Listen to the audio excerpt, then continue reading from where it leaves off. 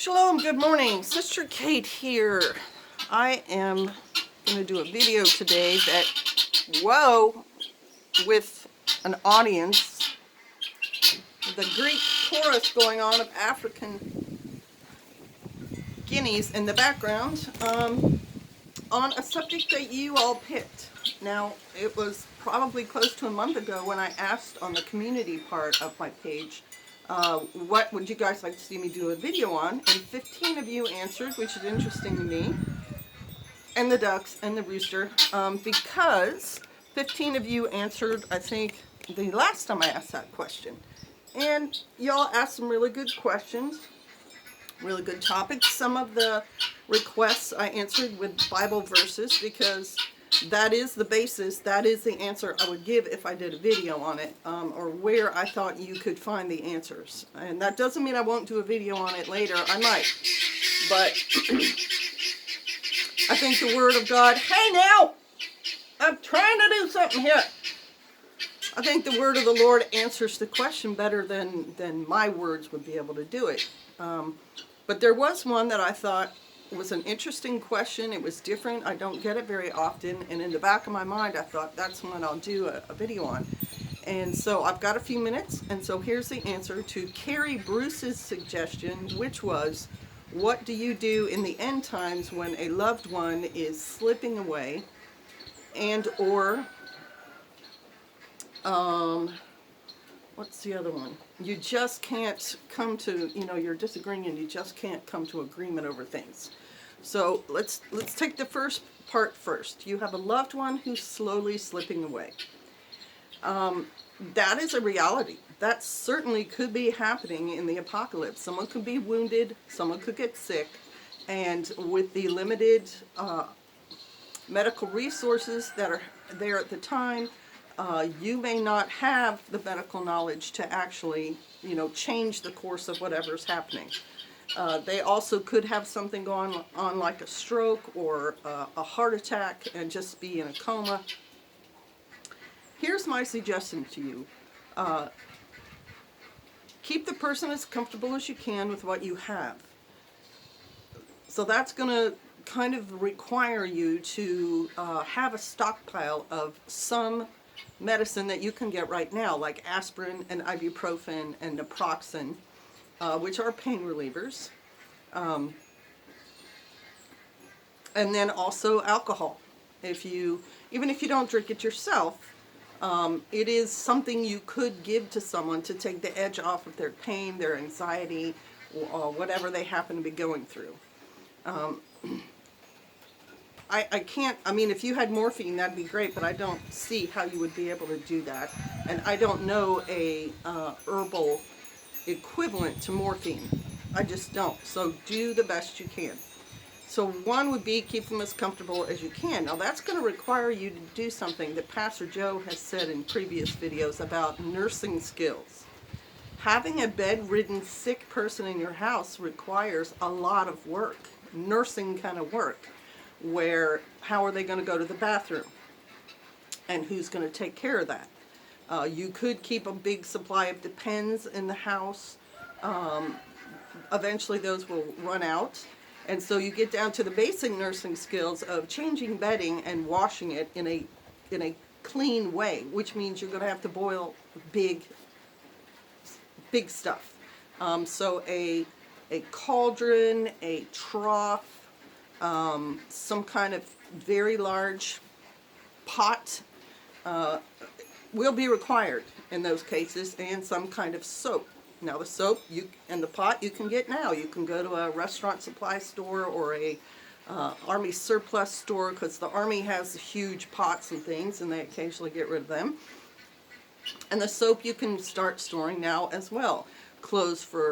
Soap for clothes, soap for people's bodies, and learn the formula for making soap, because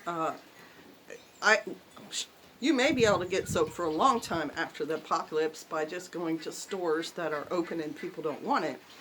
But eventually someone's going to need to make soap, and the recipe for soap is pretty darn easy.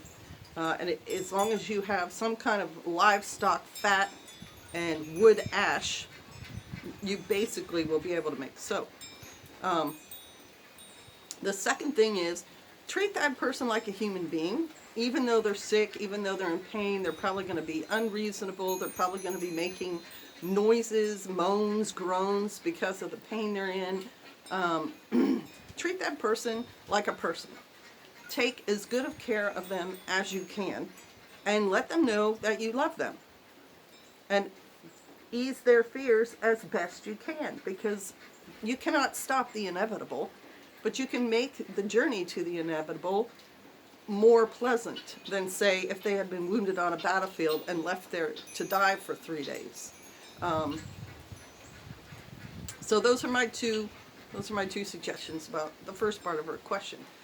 Keep the person as comfortable as you can and treat that person like a human being, like you care about them. And then the second part of the question was kind of how do you, well, let me check to make sure about that. I'm going to pause you guys for just a minute.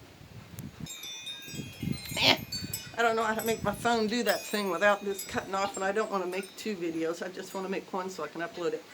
How do you get along with people that you aren't going to be getting along with in the apocalypse? You're going to have to be very strong in your point, and if you're sure you're right, you're going to either have to come to some compromise, which is going to be my first suggestion to anybody, because escalating a problem till you're both of you are dug in and you refuse, and then violence could occur.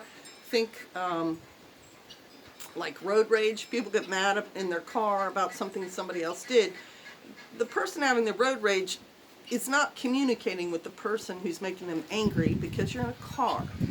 If they could sit down and the person who's angry could say, look, buddy, you're not supposed to, pull in front of me and then slow down. It's very aggravating. The person who did the slowing down may say, oh man, I didn't even realize, I'm so sorry, and then be able to make an agreement there. So discussing anything is better than letting it escalate and fester and turn into something that may become violence.